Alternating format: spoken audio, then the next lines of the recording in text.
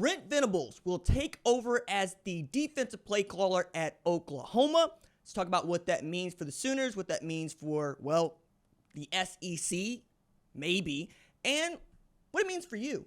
What's up, kinfolk? It's RJ Young. I am not on a step mill. If you're back here watching and you haven't subscribed, I'm going to ask you to do that because we have reached the U part of the season. I always call this the U part of the season because I, for so long, have said I have the shortest season and the longest off season in North American sports, and I think in major sport, and you are a part of that. If you are watching this show on February 2nd, on a Sunday, February at all, really, you are the kind of college football fan that this show is for. We try to talk about this stuff nonstop because it is who we are. It is what we are made of. Love college football. I've always loved college football, and frankly, so do you because you're here watching it. And perhaps you're like Oklahoma, or you're one of the folks that roots for an SEC team who looks at Oklahoma and goes, yo, dog, y'all real bad. Yeah. Yes, Oklahoma has been really bad in its first year in the SEC. A large part of that had nothing to do with the defense. Nothing at all. Like, the defense was fine. Was it great? No. Did it fall apart toward the end? Yeah. But the defense kept Oklahoma in the game against Tennessee. The defense didn't lose the football game in Missouri. The defense got torched by LSU. The defense played well against Alabama. The defense, okay, got beat down by Texas. But the defense was fine. It was okay. It did its job, right? Do we expect it to be a top 10 defense? No, that's wishful thinking. Did we expect it to acquit itself well? Yes, and it did. We got R. Mason Thomas coming back. We got Kip Lewis coming back. Feel pretty good about what they got in the back end. And everybody believes in the defensive staff because quiet as it is kept, this defensive staff that Brent Venables has put together is pretty damn good. And you got 4 play callers on this. 4 play callers that I think you could go with here. Because you got Brent Venables. Yeah, okay. You got Todd Bates, defensive line coach. You got Brandon Hall, safeties. You got Nate Dryland, who was friggin' interim head coach and calling plays defensively at Utah State. And you got Wes Goodwin, who's calling plays at Clemson just last year and is a Brent Venables protege. The defense is fine. The defense is going to be one of the better coached defenses in all of football. I have no doubts about that. Large reason as to why that is Brent Venables is going to do the one thing that we all wanted Brent Venables to do when he got to Oklahoma. Call the damn defense. It is his superpower. It's been his superpower. It was the superpower his first stint at Oklahoma. It was the superpower they won 2 national championships at Clemson. I might also add in here, Clemson ain't won no national championships since Brent Venables left. Okay? Just gonna throw that out there. Clemson ain't won no national championships without Brent Venables and with Dabo Swinney being there. Before that, it's Coach Ford, back in the 1980s. But that's my point here. The man is the stuff. He understands. And now it has become glaringly obvious to him and everybody else around that they got to win, and they got to win a lot in 2025. And this is one of those moves that we expected to happen after Zach Alley really did make it easy for Brent Venables to go do this when he took the job at West Virginia. One of the things that he had, I guess, wanted to get done was have that 1-year coaching and pay back the kindness that Brent had shown him and coaching him up and turning him into the kind of guy that could lead Clemson and be a defense coordinator at Jacksonville State. And then he went to rejoin the guy that gave him his first play calling job at West Virginia. I'm not mad about that, frankly. I think that's pretty cool, and I think I can understand where he's coming from with that. I'm curious, though, about the Jim Knowles bit of this still, because if you could get Jim Knowles, do you take Jim Knowles? Yeah, sure, but he probably wants to just call the defense and try, you're going to be putting in a new defense, and putting in a new defense at Oklahoma right now ain't the move, because that particular defense that they run at Ohio State, Jim Knowles run, it feels like Matt Gear is going to get an opportunity to run. That 4-2-5 takes at least a year for everybody to get acclimated and understand what they're supposed to do in it for most guys. Obviously, it worked for them, and because it worked for them, Oklahoma's looking around and like, oh, we have these openings at positions that we didn't know we would have, because now we got, a space for not 1 but 2 new assistants at Oklahoma. Now, The quote that he gave, I thought was rather interesting about this, talking about why he decided to make the decision to call plays in the presser. He says, I have reflected on all facets of our program over the past several weeks.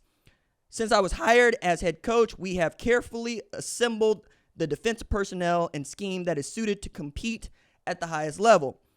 And we built a deep and talented roster ready for the moment. I have high expectations for our program and will do everything in my power to achieve our goals for our players. To that end, I will take over defensive play calling responsibilities for the 2025 season. Again, can't wait to see it. Maybe the defense becomes a superpower. Maybe it becomes the kind of thing that can lead Oklahoma to winning championships, because Oklahoma's been able to do it one of two ways in the 21st century. Being aggressively great on defense, which led to the national championship in 2000, or aggressively great on offense, which led to appearances in the 2003 national championship game, 2004 national championship game, 2008 national championship game, and 3 college football playoff appearances and, more Big 12 titles than anybody else in that league. But just one national championship. Meanwhile, Brent Venables took his defense and had 2 national championships at Clemson, which means he's got 3.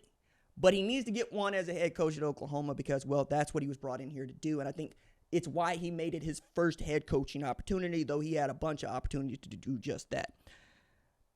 I believe that we're getting into a space where Oklahoma is going to have to find out what Brent Venables is capable of, because we're talking about a defense that finished 19th nationally and 5th across the SEC in total defense with Zach Alley. And if you could take that a step up, that's doing a lot. That's doing quite a bit. It also puts you in a position where maybe John Mateer and Ben Arbuckle can make some magic happen on that offense. Now, the offense was the problem. The quarterback was the biggest problem, but I continue to stress being healthy is the issue here. I don't know that Oklahoma is going to keep its spring game into the future, because it feels like spring games are just going to be a thing that goes away, mostly because of the stress that the season puts on players and coaches. We learned that this year. We learned in the longest season of college football ever that being able to finish was one of the biggest factors to lead you to plan for championships in November and in December. It dawned on me as Ohio State was lifting the national championship that they played 10 games after the halfway point of the regular season. Just give that some thought. 10 games. We used to not play more than 11 total, right? We went to 12-game regular seasons in 2006. Before then, you played 10 or 11 games, 11 being, maybe your bowl game, or 11 being maybe your conference championship and then maybe your bowl game, right, to get you to a total of 12. And not only did Ohio State have to play 10, it played 6 against Big Ten competition, and then it played 4 against the best that college football had to offer them.